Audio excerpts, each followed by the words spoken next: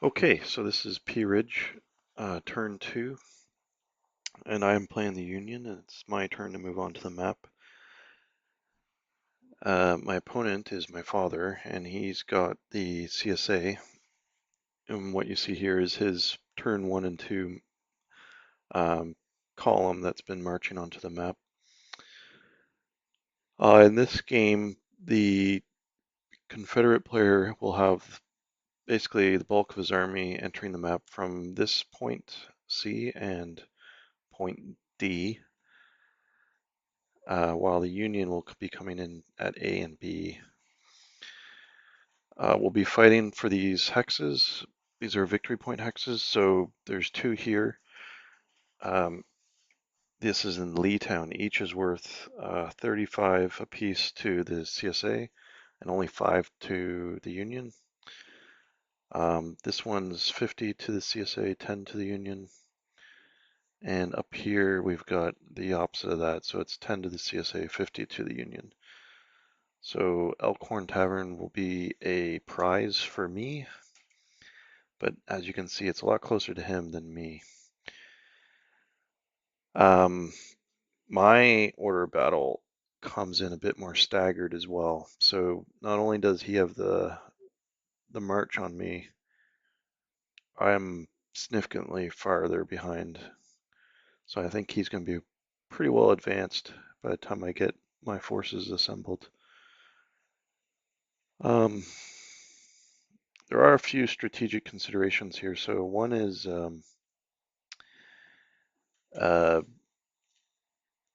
how he comes onto the map here. He will probably be overrunning Elkhorn. I've got a bit of a lone detachment here, and he's independent rifles with some decent morale, and I have to figure out what I want to do with him. So we'll be looking at that as well. Over here, there's it's pretty well flat terrain over here versus what's coming in over here. So he's going to be able to outflank whatever I can throw in front of him pretty simply. And my reinforcements are actually this is turn 2, what you're seeing here, which is these cavalry, which are very decent. They've got carbines and some horse arty. They're also independent, so they can pretty well get anywhere I want, not have to worry about command range. But my turn 3 reinforcements come in here. So something off the bat that I may want to consider is seeding this. It only gives him 10 points. And if I can hold these, I'm up because I get 20 points down here, so I'd have a net 10 to carry forward to the end of the game. But I have to basically have to survive the whole game. There is some sudden death rules where at the end of turn, the day 1, so about just after mid game, whoever has the 100-point lead, I think, wins, if I got that right. I think on day 2, if you got a 50-point lead after any of these turns, you win outright. So that means taking this tavern could be a big swing in points, 60 points. Vice versa down here, this could be a big swing if he takes it. So it could be a knockout blow late in the game. So that basically tells me delay him as long as I can without taking too many losses.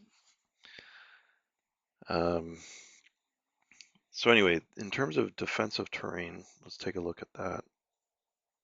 So if we just zoom out like this is obviously a good ridge line, and this is too. Problem is he's probably going to get there sooner than me. Now my horse cav could definitely get up there, but like on his turn, he's probably going to come in here, And then if I'm sitting here, there's no one to block him here. So he could just kind of outflank me. And it's not a big problem. I mean, if I could sit up here all day, and he's got to respect that. He can't just ignore it forever because he's got supply wagons that I could just menace. But on the flip side, it wouldn't take much for him to kind of defend it. So he'd probably just put some kind of force here, and then my chances of doing anything would be pretty slim. My next wave would come on turn 4, and so, you know, I'd probably have to look for a line of defense down here on turn 4. My turn 3 guys, you know, if he's coming in down here on turn 3, and he overruns the position, I'm probably looking to set up here. So I would say one immediate option is I have this ridge and this ridge. And this guy is pretty much a free hand. Then I'd have that cav up here to be a free hand. So that's one option that I think about. All right, so option 2 would be actually sending my cav, swinging them fast up this way, I think on turn 1. And then I could probably get up to here on turn 2. Sorry, turn 2 and turn 3. And he's on turn 3, probably out here, and then turn 4. So that would pretty well gum up half his army, which is fantastic because not only is he delayed, he is actually not getting the 10 points, and that's 50 to me. So I'm actually, I can actually hold that pretty well. That gives me time for my forces to kind of march up and maybe even build a secondary perimeter here.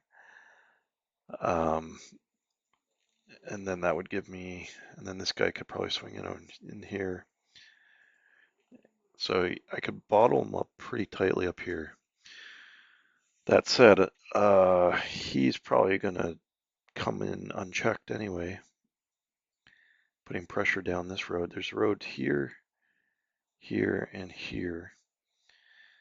So my turn 4 reinforcements, he's coming in turn 4 here, turn 3.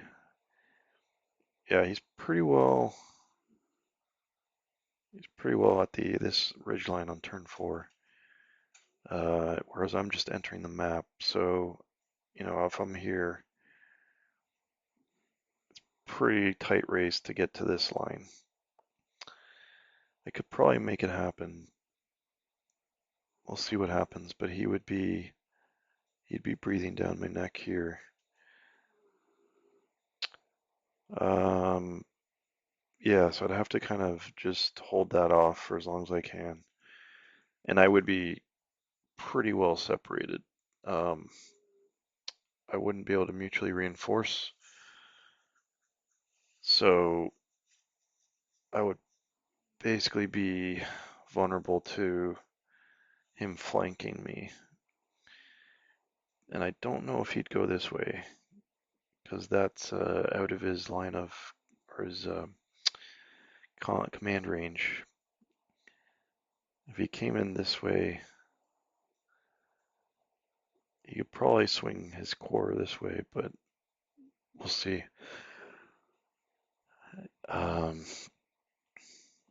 Yeah, my other reinforcements would have to come in and just basically come to the center. So either from here or from here. If I just look at my roster, yeah, turn 5, turn 7, there's a little bit. So I get dribs and drabs of units. Turn 10 is a big turn, and they come in on this. So my turn 10 units could be used. So the question is, turn 10 is important for defending against this left wing. Yeah, I gotta think about this a little bit deeper and see what happens. All right, and so I made my decision. As you can see, I'm moving to the east side here. I do think it's better I get over here to get in the way of his army coming down this way. I'm also sending this guy over around here. He can probably come down and we'll see what he does. Meanwhile, this army is going to keep coming down. And the other thing was, even if I went up to address them, uh, I could be outflanked pretty quickly, so it wouldn't add any value. And then these guys would be coming down unopposed. So let's see if I can snag Elkhorn and leave it there.